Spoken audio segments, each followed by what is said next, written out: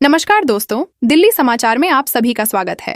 आइए हर रोज की तरह आज भी दिल्ली की बड़ी ताज़ा खबरें जान लेते हैं, लेकिन उससे पहले वीडियो को लाइक और चैनल को सब्सक्राइब जरूर करें। बाढ़ में भी कम नहीं हुआ देशभक्ति का जज्बा, पानी में खड़े होकर स्कूलों में फहराया गया झंडा। ये मामला झारखंड के साहिबगंज जिले का है, जहां के दियारा क्षेत्र में बाढ़ के बीच भी स्वतंत्रता दिवस का जोश कम नहीं हुआ। यहां कई बाढ़ प्रभावित स्कूलों में शिक्षक और ग्रामीण पानी में खड़े होकर तिरंगा फहराने पहुंचे। देशभक्ति से ओत-प्रोत इस नजारे में बच्चों को सुरक्षित स्थानों पर खड़ा कर सलामी दी गई और मिठाई बांटी गई। स्कूलों में पानी घुसने के बावजूद लोगों का उत्साह देखने लायक था। सीएम रेखा गुप्ता ने स्वतंत्रता दिवस पर लिया बड़ा संकल्प, दिल्ली वासियों को मिलेगी राहत। स्वतंत्रता दिवस पर सीएम रेखा गुप्ता ने लाल किले से ऑपरेशन सिंदूर के लिए भारतीय सेना को नमन किया। उन्होंने यमुना सफाई को अपनी प्राथमिकता बताते हुए कहा कि यमुना दिल्ली की आत्मा है और इसे अविरल बनाना उनका वचन है। सीएम ने दिल्ली के इंफ्रास्ट्रक्चर को बेहतर बनाने और शहर को कूड़े, गंदगी, भ्रष्टाचार और गुलामी की मानसिकता से मुक्त करने का संकल्प लिया। उन्होंने कहा कि सरकार जनहित में ठोस कदम उठाएगी और दिल्ली को नई पहचान देगी। महिला की बीमारी ने किया सोनीपत में चल रहे अवैध कारोबार का भंडाफोड़, नकली गर्भपात किट बेचने वालों पर शिकंजा। सोनीपत के स्वास्थ्य विभाग ने पानीपत के समालखा में अवैध एमटीपी किट बेचने वालों पर बड़ी कार्रवाई की। यह छापेमारी तब हुई जब नकली किट के इस्तेमाल से एक महिला की हालत गंभीर हो गई और उसे अस्पताल में भर्ती कराना पड़ा। जांच में सामने आया कि महिला ने रेलवे रोड स्थित एक मेडिकल स्टोर से यह किट खरीदी थी। पुलिस ने विक्की, राजेश समेत अन्य आरोपियों के खिलाफ मामला दर्ज कर लिया है और पूरे नेटवर्क की जांच शुरू कर दी है।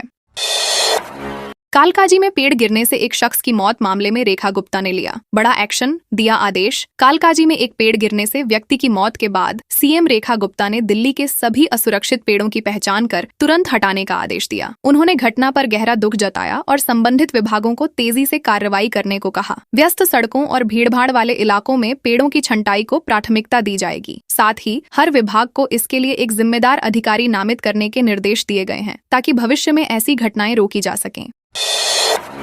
आईजीआई एयरपोर्ट पर 50 एकड़ में विकसित होगी कार्गो सिटी, लोगों को मिलेंगी लग्जरी सुविधाएं। दिल्ली के आईजीआई एयरपोर्ट पर जीएमआर एयरपोर्ट्स 50 एकड़ में आधुनिक कार्गो सिटी विकसित करने जा रही है। इस परियोजना में अत्याधुनिक कार्गो और लॉजिस्टिक्स सुविधाएं शामिल होंगी। कंपनी को इसका संचालन 2036 तक करने का अधिकार है, जिसे आगे बढ़ाया जा सकता है। यह परियोजना राजस्व हिस्सेदारी मॉडल पर आधारित है, जिसमें न्यूनतम गारंटी भुगतान 415 करोड़ रुपए तय है। सेबी के सभी नियमों का पालन किया गया है और इसे दिल्ली के लिए एक बड़ा कदम माना जा रहा है। दिल्ली एनसीआर में गूंजा भारत माता की जय। स्वतंत्रता दिवस पर बच्चों और युवाओं ने दिखाए हुनर। स्वतंत्रता दिवस की 78वीं वर्षगांठ पर दिल्ली एनसीआर देशभक्ति के रंग में रंगा नजर आया। सुहावने मौसम में बच्चों और युवाओं ने परेड, सांस्कृतिक कार्यक्रम और देशभक्ति गीतों के जरिए आजादी का जश्न मनाया। प्रधानमंत्री नरेंद्र मोदी ने लाल किले से 12वीं बार देश को संबोधित करते हुए विकास और प्रगति की रिपोर्ट पेश की। जगह जगह तिरंगे लहराए गए और लोग भारत माता की जय के नारों से गूंज उठे। कार्यक्रमों की तस्वीरें इस दिन को यादगार बना रही हैं।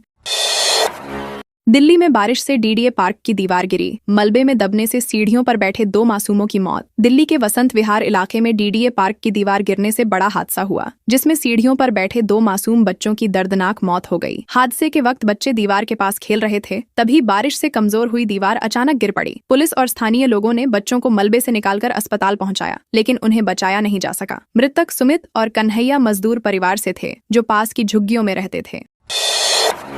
लापरवाही की हद, दिल्ली में 3 मासूमों की जिंदगी निगल गए नाले, फिर भी आंखें मूंदे बैठे हैं अधिकारी। बाहरी दिल्ली में खुले नालों में गिरकर 3 मासूमों की मौत हो चुकी है, लेकिन प्रशासन की नींद अभी भी नहीं टूटी। अलीपुर, मुकरबा चौक और खेड़ा खुर्द में हुए हादसों के बाद भी नाले बिना ढक्कन के खुले हैं। पीड़ित परिवारों का आरोप है कि सिस्टम की लापरवाही के कारण बच्चों की जान गई, फिर भी संबंधित विभाग के खिलाफ कोई कार्रवाई नहीं हुई। लोग मांग कर रहे हैं कि तुरंत इन नालों को ढंका जाए, ताकि और हादसे न हों। दिल्ली एनसीआर में आवारा कुत्तों को सड़कों से हटाया जाए या नहीं। सर्वे में 71% लोगों ने रखी राय। लोकल सर्किल्स के एक सर्वे में 71% लोगों ने दिल्ली एनसीआर की सड़कों से आवारा कुत्तों को हटाने का समर्थन किया है, वहीं 29% लोग इसके खिलाफ हैं। सुप्रीम कोर्ट ने दिल्ली सरकार को 5000 आवारा कुत्तों के लिए शेल्टर बनाने का आदेश दिया है, जिसमें बंध्याकरण और टीकाकरण की सुविधाएं होंगी। पशु अधिकार कार्यकर्ताओं ने संसाधनों की कमी और शेल्टर प्रबंधन की चुनौतियों पर चिंता जताई है। यह मुद्दा अब तेजी से बहस का विषय बन गया है। बुझ गया घर का चिराग। जवान बेटे की मौत से परिवार में मचा कोहराम, इलाके में पसरा मातम। दिल्ली के तिलक मार्ग इलाके में सड़क हादसे में बाइक सवार रोहित की मौत से परिवार पर दुखों का पहाड़ टूट पड़ा। रोहित सराय काले खां से नई दिल्ली की ओर जा रहे थे, तभी उनकी बाइक अनियंत्रित होकर फिसल गई और वह गंभीर रूप से घायल हो गए। पुलिस ने मामला दर्ज कर लिया है और सीसीटीवी फुटेज के जरिए हादसे के कारणों की जाँच कर रही है। इस घटना से पूरे इलाके में मातम पसर गया और लोगों ने परिवार के प्रति संवेदनाएं व्यक्त की। आरएमएल अस्पताल में 6 साल बाद भी अधूरा सुपर स्पेशलिटी ब्लॉक। शुरू होने पर मिलेंगी ये सुविधाएं। दिल्ली के आरएमएल अस्पताल का सुपर स्पेशलिटी ब्लॉक 6 साल बाद भी अधूरा है। मार्च 2026 तक इसे पूरा करने का लक्ष्य तय किया गया है। इसके शुरू होने पर हृदय, न्यूरो, किडनी, लिवर और कैंसर के इलाज की अत्याधुनिक सुविधाएं मिलेंगी। बेडों की संख्या बढ़ाई जाएगी और अंग प्रत्यारोपण जैसी नई सेवाएं शुरू होंगी। यह ब्लॉक दिल्ली एनसीआर के मरीजों को बेहतर और उन्नत इलाज उपलब्ध कराएगा, जिससे उन्हें बड़े अस्पतालों में लंबा इंतजार नहीं करना पड़ेगा।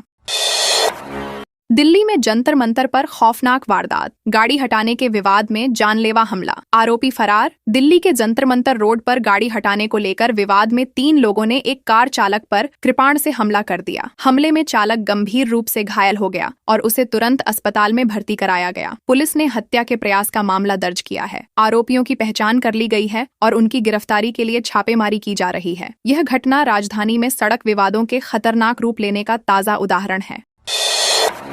कड़ी सुरक्षा के बीच लाल किले पर स्वतंत्रता दिवस समारोह संपन्न। पुलिस आयुक्त ने दिल्ली पुलिस को दी बधाई। दिल्ली में स्वतंत्रता दिवस समारोह कड़ी सुरक्षा व्यवस्था के बीच शांतिपूर्वक संपन्न हुआ। लाल किले पर आयोजित कार्यक्रम के लिए जमीन से आसमान तक पुख्ता इंतजाम किए गए थे। हजारों सीसीटीवी कैमरों से निगरानी रखी गई और सुरक्षा बल तैनात रहे। प्रधानमंत्री नरेंद्र मोदी ने लाल किले की प्राचीर से राष्ट्र को संबोधित किया। समारोह के सफल और शांतिपूर्ण आयोजन के बाद पुलिस आयुक्त ने दिल्ली पुलिस और सुरक्षा एजेंसियों को बधाई दी।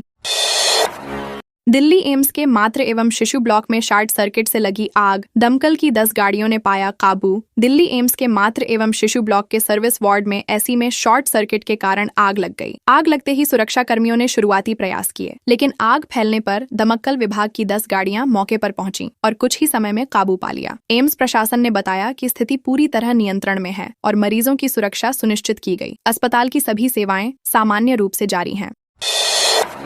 दिल्ली में यमुना का जलस्तर घटा। बाढ़ का खतरा अभी भी बरकरार। दिल्ली में यमुना का जलस्तर घटने के बावजूद बाढ़ का खतरा टला नहीं है। हथिनी कुंड से अधिक पानी छोड़े जाने के चलते जलस्तर बढ़ने की आशंका बनी हुई है। लोहा पुल के पास जलस्तर चेतावनी स्तर से ऊपर चला गया था, हालांकि बाद में गिरावट आई। अधिकारियों ने निचले इलाकों में रहने वालों को सतर्क रहने और जरूरत पड़ने पर सुरक्षित स्थानों पर जाने की सलाह दी है। हिमाचल में लगातार बारिश से खतरा और बढ़ सकता है।